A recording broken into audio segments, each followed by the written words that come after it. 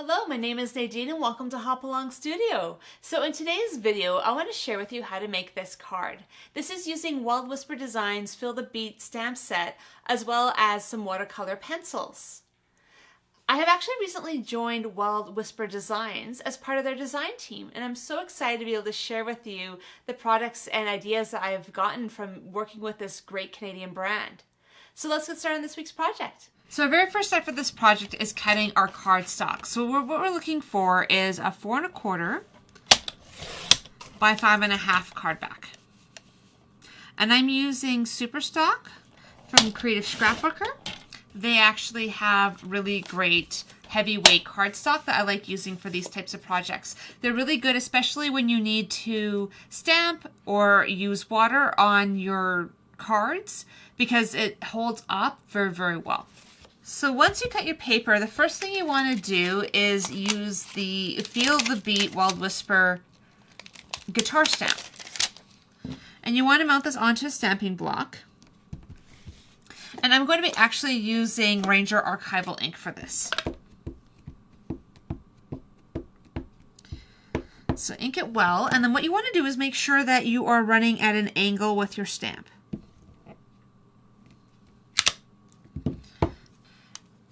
And if you're not super comfortable stamping at an angle, the thing to do would be to use a MISTI or another stamping tool to make sure that you get really consistent images. In my case, I like to eyeball things.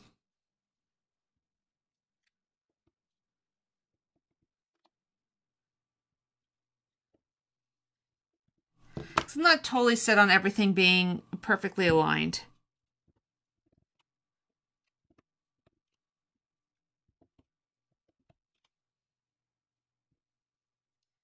And once you finish stamping that, you want to set it aside and make sure that it is fully dry before you move on. So now on your other piece of paper, you want to stamp a few images. You want to start with stamping the guitar again. And then you actually also want to take some of these musical notes and stamp them as well. And because these guys are pretty small, and because the stamps themselves are so consistent, I usually add them onto the same stamping block, and then I just stamp them all at the same time.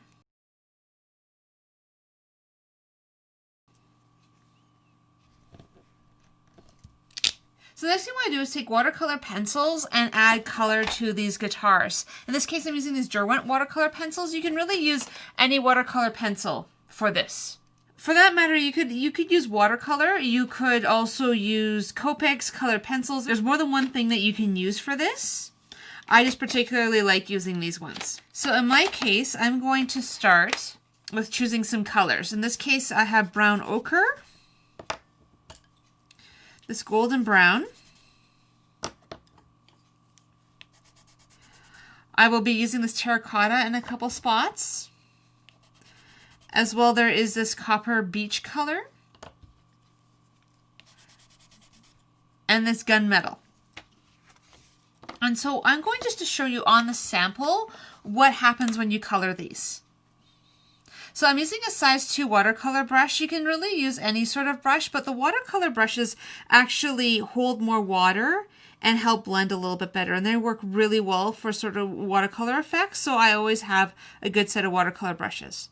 So you can see there that it blends very, very well. And so basically by adding water to this, and you can notice that as I push it out, it can go lighter and lighter. So you don't necessarily need to color completely heavily with watercolor pencils, because you can actually push the color around with your paintbrush.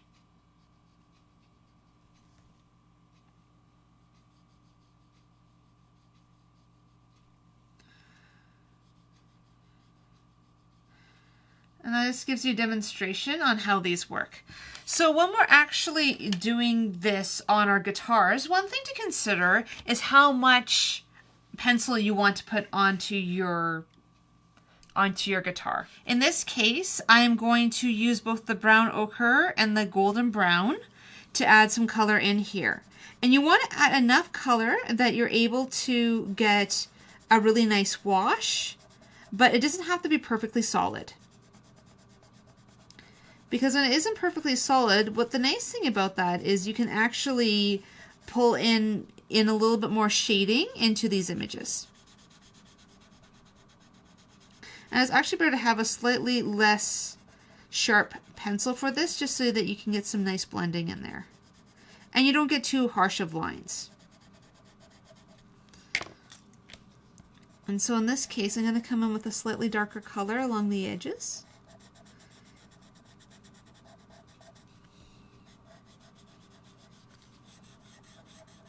And again, you could add less color if you wanted to try to blend it in even a softer look. If you want a lot more light or quite soft colors in there. And then in the area around the sound hole, we're going to go for our dark brown. This one is the copper beach color. And I'm sticking with more traditional colors for a guitar. You could really go anywhere with this.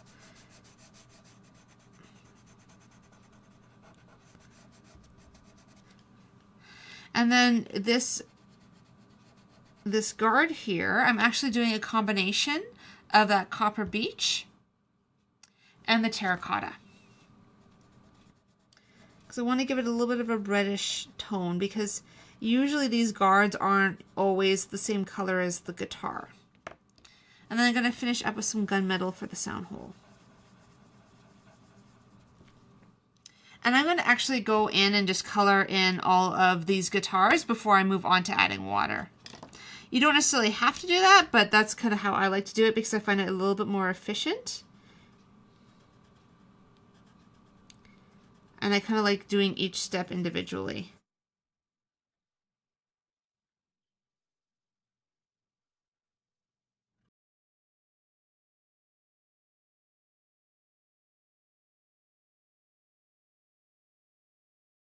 So if you end up with little crumblies on your card, or it feels like it's starting to get onto the white and smearing a little bit, I basically just take a kneaded eraser. You can get these really at any art store, and just dab the paper. What's nice about these erasers is because they are kneaded, they do pick up all sorts of little bits that are on the page.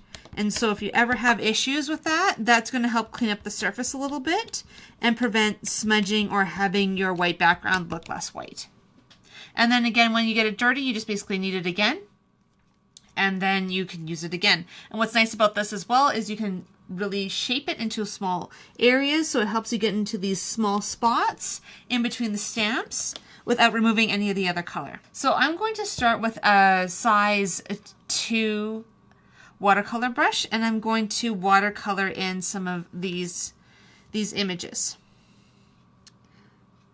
And basically you just want to add just a little bit of water, enough to kind of pull the color across and start blending it nicely. I like moving in a slightly circular motion when I do this.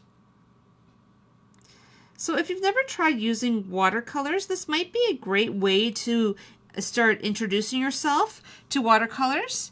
I like watercolor paint. I actually use it quite a bit in my projects, but one thing about it is when you're trying to do detailed images like this, it tends to blend and bleed a lot. So it can be really hard to try to get this level of detail without it running together, because anywhere where the watercolor touches each other, it will re-wet and it can cause bleeding, and basically it can make your images look really soft, and you can get bleeding of color in places you don't want it.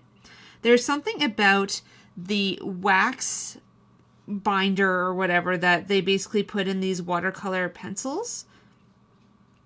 It doesn't react the same way. It doesn't bleed as much. So especially if you're learning and you want to try to figure out how much paint to add and you're struggling a little bit, try watercolor pencils. They're a great option for being able to start adding color to your projects in a way that has that watercolor look, but maybe is a little less intimidating and a little bit less challenging than trying to deal with watercolor paints.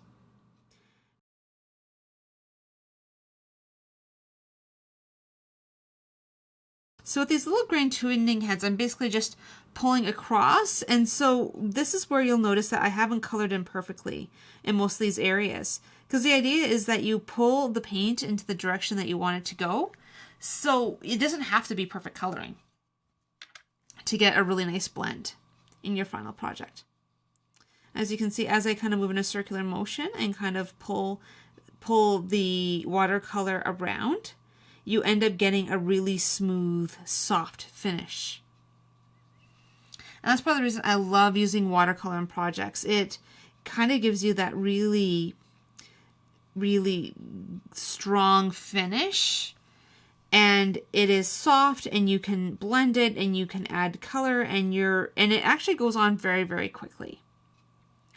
And the other thing is, compared to, let's say, Pitt pens or Copic markers or a lot of other products out there, basically watercolor pencils are quite inexpensive compared to some of the other options. And because you don't necessarily need 3 colors to make a shade, you basically can just use one brush, a little bit of water, and a few pencils to get a really great look. But again, if you do have Copics and you do have some of these already in your art stash, definitely use them. There is no reason not to use what you have on hand. I just wanted to showcase watercolor pencils in this particular project. Part of it is I haven't used my watercolor pencils in a long time. I've been using my watercolor palette for quite a bit, and I was thinking about how I wanted to try to get watercolor pencils into this project. One thing I hadn't realized, because I hadn't used them in a long time, is just how little they bleed, and that is a huge advantage when you're learning to watercolor and you're also working in these really tight spaces, because I am not being very careful. Like, I just went over top of the dark brown there, but because of the fact that these do not bleed a lot, I do not get the same frustration or the same difficulty that sometimes I get using just straight watercolor paints. And especially for someone who might not have very strong brush skills, or might be new to the idea of art as self-care or art as relaxation, the last thing you want to do is create a lot of frustration for yourself.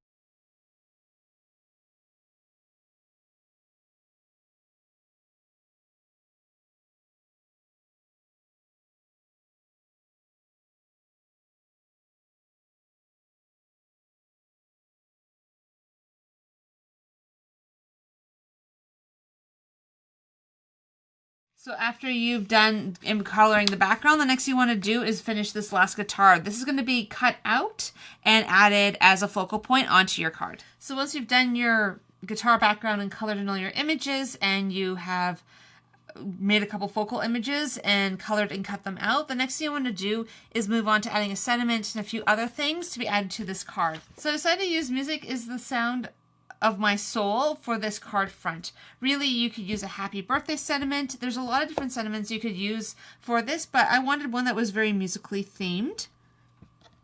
I make these types of cards for my husband and for my other male friends, because I find that sometimes it seems like there's not a lot of really good stamp sets that are meant for male cards or for less feminine cards. The next step is to cut your sentiment out into the shape that you'd like for your card. In this case, I'm going to use my corner punch just to round the corners.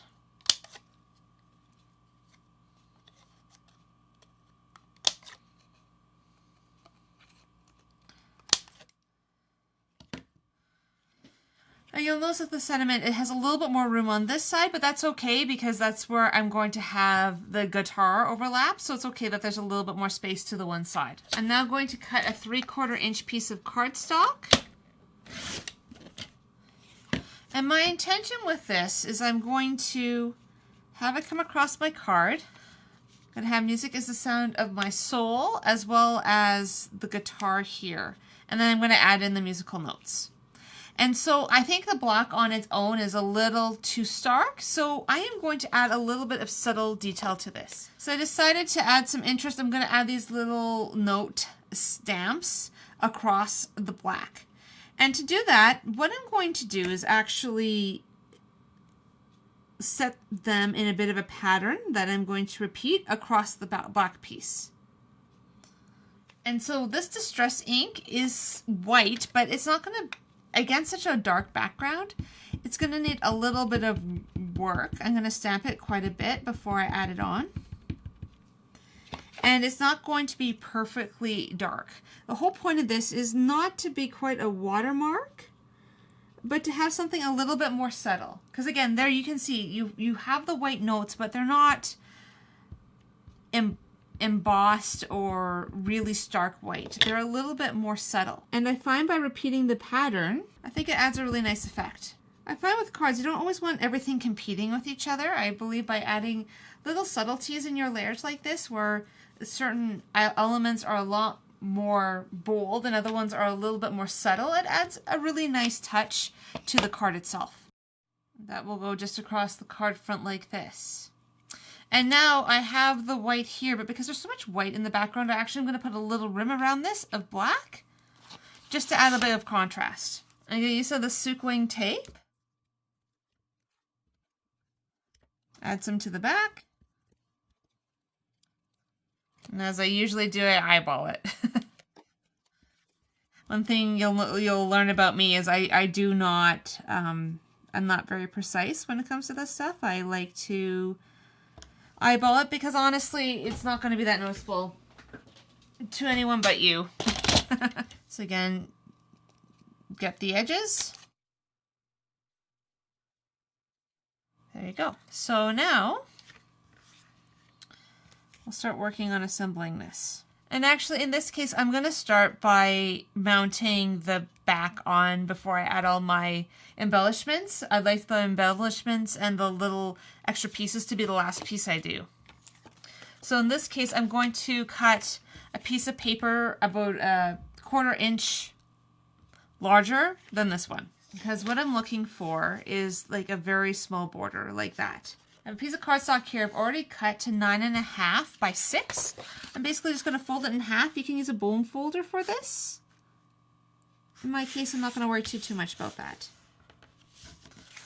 And so what you're going to run into is you're going to have a wider margin and then a very narrow margin. And by actually having those variations in widths, it adds more interest to the card than having everything the same size.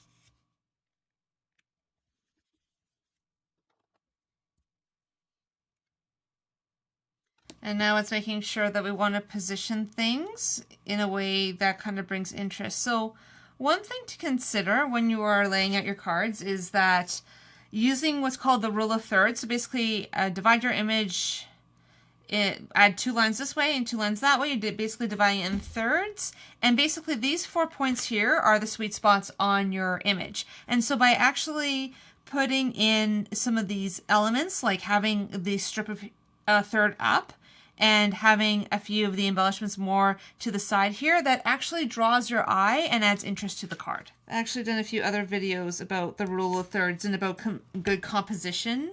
And this has to do with whether you're doing scrapbooking or you're drawing or any sort of art. A lot of the painting classes I take, often we also talk about the rule of thirds and about what good composition looks like.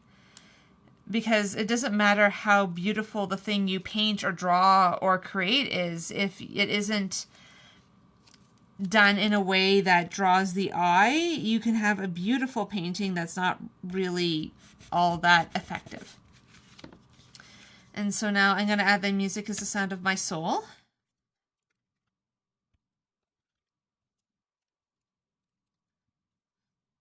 And this is where I like where the edge of the guitar falls in underneath there. So I want to make sure that I'm giving it enough room. And again, I want to make sure that this is far enough over.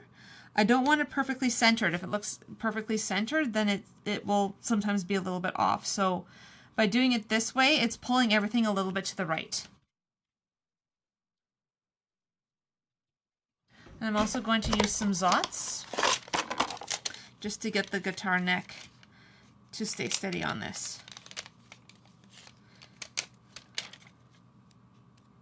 And sometimes the key to good design is just the placement of things. It can make all the difference in the world on how your final product looks like. So there is the guitar. And I'm going to add in a few of these musical items. So I'm going to add the treble clef there. That dot I did not place very well. You can kind of see it. So, and the reason I'm only adding 2 musical notes there is because really, if you have 1, 2, 3, and you're bringing your eye this way, it makes for, again, for a more interesting card. So as you can see, one simple stamp set can go a long way for creating a beautiful card. I hope you've enjoyed this video. If you have, if you could like it, subscribe to my channel, and maybe provide a comment below about what you liked about this video. Also, please visit wildwhisperdesigns.com. They actually have some really beautiful stamp sets and wonderful products that I think you would really enjoy. In the description below, I also have a discount code so that you can save on your order with them. I would also love if you'd visit my website, hopalongstudio.com, where I have other ideas on how you can build a creative habit in your own life. I hope you have a really great week, and I will see you next time.